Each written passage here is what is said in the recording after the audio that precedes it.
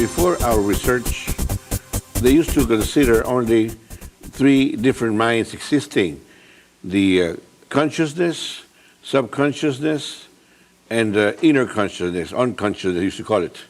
So it's the consciousness, subconsciousness, and unconsciousness. Now we come across the need to create a new term, inner consciousness. Well, we were not able then, before we came on the scene, to be able to function consciously within the subconscious, meaning the use of the right brain hemisphere.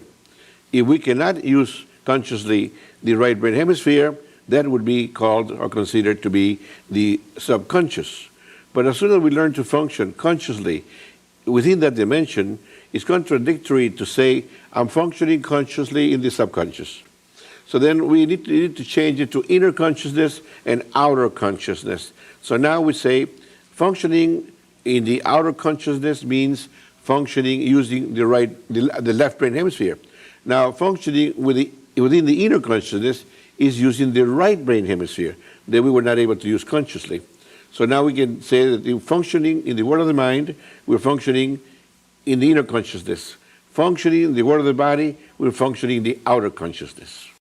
You see, we could do our thinking and visualizing and imagining in the outer conscious levels, but the information that we're going to use to imagine with or visualize will be only the information perceived through the biological senses, the so-called physical senses. But when we learn to use the right brain hemisphere, then we can start using the inner consciousness to visualize and imagine. Now here, not only do we have the same information that we have perceived through the biological senses, but we have another set of senses that belong strictly to the mind, and they sense through intuition, through visualization and imagination. So now we are now learning to imagine and visualize in the inner conscious level, meaning with the right brain hemisphere. A person who, notice, that has learned to use the inner conscious level, the right brain hemisphere, we call them centered people. A centered people will not get sick with psychosomatic health problems, as to begin with. Now notice, the persons who learn to use and only use the left brain hemisphere, they're exposed to developing psychosomatic health problems. And medical science is saying that more than 90% of all health problems are psychosomatic. You can imagine the advantage of a centered person being cleared of all psychosomatic health problems because they have learned to function within the inner consciousness using the right brain hemisphere. That's only to begin with. Now, a centered person not only is healthier, but also safer from accidents, meaning because of intuition, that person is highly intuitive to be able to select the right path and the right time to move so as not to get hurt. This is mental sensing faculties. Dr. Ryan used to call it extrasensory perception. Well, we call it enhanced intuition, which is the same thing. Your intuitive factor belongs to the right brain hemisphere. The left brain hemisphere has no intuitive factor attributed to it. So then a person not only is healthier, because clear of all psychosomatic health problems, but also safer from accidents. A centered person rarely gets into accidents. Why do we have so many accidents? Because 90% are eccentrics, they're not centered. Now, not only this again, a centered person is more successful in life because of success again, because of being able to use the intuitive factor successfully. Meaning, a centered person is more times right than wrong. An eccentric, meaning one who does not use the right brain hemisphere, is more times wrong than right. And good luck comes to a person who doesn't make so many mistakes, who is more times right than wrong.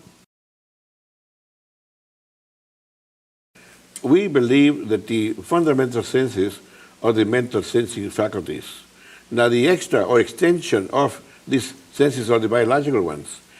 In other words, we left behind a prior dimension, some time in evolution of a human being, that were using only the mental sensing faculties. Then later we developed the biological ones, extensions of the mental senses. So they're not actually extra, they're prior senses. Now the extra ones are the biological ones.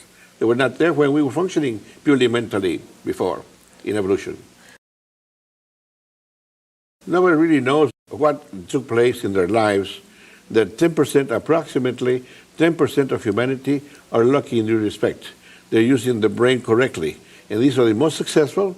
Among these people are the geniuses, the inventors, highly successful individuals in the world, the great musicians and writers. They were using both brain hemispheres, but they were not aware of it. Now we know how to test for this, and how to know whether a person is using the right or the left brain hemisphere to think with, depending on what they're able to do. Now, notice, remember that, also keep in mind that everybody, on the average, enters that dimension approximately 30 times per minute, in and out. But the amount of time that they stay at that dimension can be measured in microseconds. So let's say that in a minute, if we accumulate those microseconds, add them up, we find that they may have been in the right dimension to do all of these things, maybe 5 seconds out of 60. Well, this is on the average. Everybody does this. This is why sometimes they have this flash of insight and this intuitive feelings and so forth, gut feelings, like you say. It's when they have ventured here and staying longer than the average about 5 seconds out of 60. Now, what we're doing with training is being able to stay there 50 seconds of the minute, or 55, or the 60 seconds of every minute, to be able to control that faculty, to function in that capacity whenever you need to or want to. Not only happening by coincidence or by natural means, to be there only 5 seconds out of every 60. Compared to all the others that use passive meditation, like yogis in yoga and Zen, transcendental meditation, hypnosis, and all of these different disciplines, they all look for the deepest level of mind, and there they cannot function actively. They need to know what they want first before they get into the level, and then go to this dimension and stay there very passively with no interruptions, no noises, no nothing, because anybody interrupting their state of mind, they come out immediately, get out of the level. So they're waiting to see what comes to them in relation to what they thought of before they enter the dimension. But they need to be there very passively to see if it comes to them. We don't wait for it to come.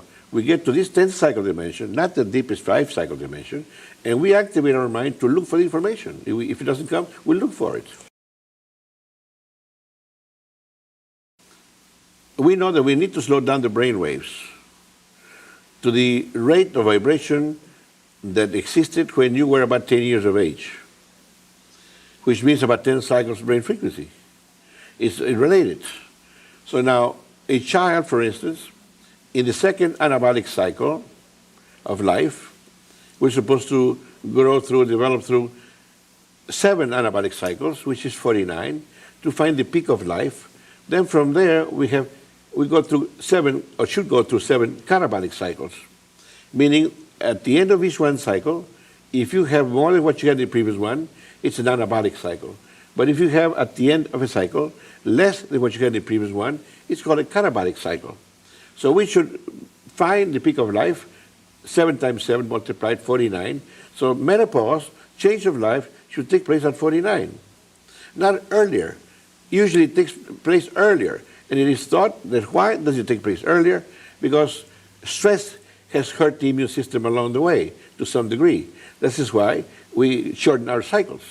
So this is why span of life, medical sciences say, some people die very young, some people die older. The average lifespan, according to the medical people that they have helped to expand, is male 74, female 76. Not 98, what it should be. The normal span of life should be 98. Twice 7 times 7. 49, twice over is 98. Well, actually, and we should die, not because a disease kills us. Once all disease situations have been resolved, no more illnesses to hurt the body, and keep a strong immune system, then your average lifespan would be 98 instead of 74, 76. And we're supposed to die in perfect health, meaning disease should not kill us. We should go to sleep, close our eyes, and take off. Now, we know that the child, for instance, is centered, contacting the right brain hemisphere while going through the second anabolic cycle, where mind, human mind, and human intelligence develops its faculty of analyzing the critical consciousness, the deductive faculty of mind, it is said. comes into play, into being, into existence in that human being. So here is the connection to right brain hemisphere. So here now we know that by teaching the child how to visualize and imagine, he's going to establish points of reference, having experiences of how to do it, do that, visualizing and imagining, using the right brain hemisphere. So he will never forget how to use the right brain hemisphere from there on. But Papa and Mama did not know that they had to teach the child how to use his mind. Papa and Mama only have been teaching us only to use our tools to eat and be clean and dress ourselves and take care of ourselves, but never did they teach us how to use our mind, which is the most important thing to teach a child. How to use your mind, first of all, before anything else, especially between 7 and 14 years of age, to be able to make connection and establish a good point of reference, go through experiences using the right brain hemisphere. When that happens, the child will never forget that. The child will always think from there on using the right brain hemisphere and act using the left one, which is the correct way. So now we know that we need to visualize and imagine using the right brain hemisphere to get a hold of it. So what do we do with mature adults? We need to slow down their brain waves. How do we slow down their brain waves? Well, we knew from the very beginning that focusing on the sense of sight will keep you on 20 vibrations brain activity. It's the only biological sense that requires 20 vibrations. It's the focusing faculty of the eyes. So if we keep our eyes focusing, you will never get to any lower brain frequency because you get stuck on 20. So we had to have the eyes closed. Yogis need to have their eyes closed. Zen meditators have eyes closed. Transcendental meditators, eyes closed. In hypnosis, eyes closed until we discipline the mind. So we needed to keep our eyes closed to begin with, to be able to get away from 20, to go to a lower brain frequency.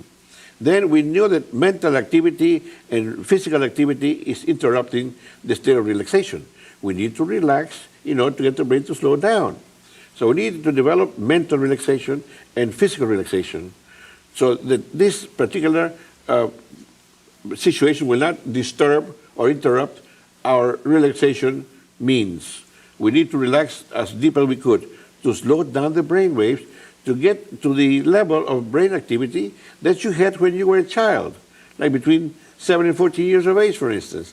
Then we start developing activity here to learn to visualize and imagine that we should have done, or Papa should have done, or Mama should have done with us when we were passing through the ages of 7, 14, to make a strong connection to the right brain hemisphere and never to forget it. Now, this is what our training does then. It's slow down the brain waves and start using visualization and imagination in order to accomplish this. But people do not know what visualization and imagination is. And for Papa and Mama to teach a child how to visualize, they need to know what that is. Well, visualizing is remembering what we have seen. We see with our biological eyes and we visualize with our mind, which means you go over that impression retained in your brain of what you have seen. Now, going over those impressions is visualizing. It's not going over the memories of what you heard or smelled or tasted and so on. That's remembering. But remembering what you have seen is visualizing, because you're going over an image impressed in your brain and describing it, if you want to, mentally or verbally, in full detail and color. That's visualizing. So now, we can tell the child, if the child aged between 7 and 14, Sonny, come here, I want to talk to you. I want to talk to you with your eyes closed. Close your eyes, because his eyes open will bring him up to 20. His eyes closed will be according to his age, maybe between 7 and 14, depending on what age he is at the time. So they would say, Sonny or daughter, close your eyes, I want to talk to you. Now tell me about some friends of yours. For instance, do you remember your Uncle John? Yes. Can you tell me what color of hair he has? He'll tell you. Color of eyes? Let him to recall this. He's describing in full detail, in color, everything about his Uncle John. Get him to remember things he has seen, or the child has seen, little girl, little boy, whatever, and to describe them to you with their eyes closed. That's practicing visualization. That's an experience that the child is going through using the right brain hemisphere, and he will never forget how to do that with the right brain hemisphere from there on. So you need to do this ever so often between 7 and 14 years of age.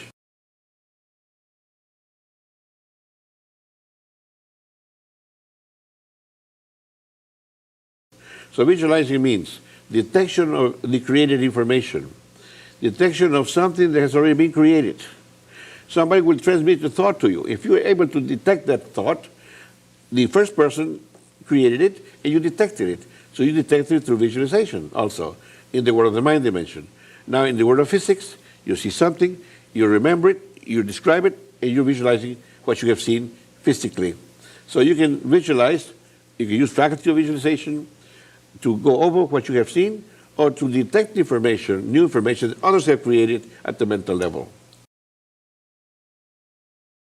Well, imagination is a little different. You can also tell your child or help your child develop it.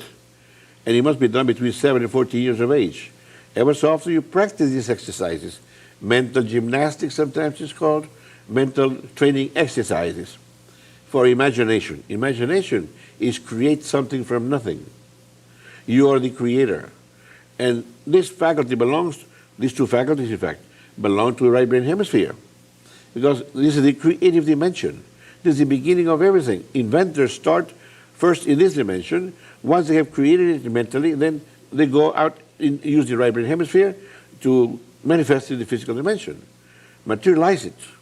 You see, remember this now, that the past is composed of materialized thoughts. The present is a process of materializing thoughts. And the future is composed of conceived thoughts not yet materialized.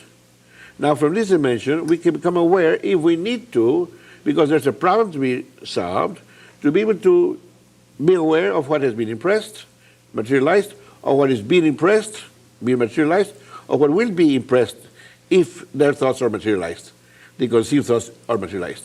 And this is what's called wise men and prophets. A wise person is able to get information from within and be correct without being told. A prophet is one who detects the thoughts already imagined, not yet materialized, and when materialized, the person can say, these thoughts, if they all become materialized, this and this and this will happen. Well, that's prophetic information. So somebody way back in time were teaching people to become prophets and wise men. It's the same thing here. It's like we're doubling the same experience, the same age and discovery, or whatever you want to call it. So then the faculties of the right brain hemisphere are only two, visualization and imagination. Now to teach a child how to develop imagination, Sonny or daughter, come here, I want to talk to you. Eyes closed, remember, because we need to get away from where the eyes are focusing, because focusing of the eyes keeps the brain at 20 vibrations. So we need to close our eyes, then the brain will slow down to according to the age of the child, between 7 and 14.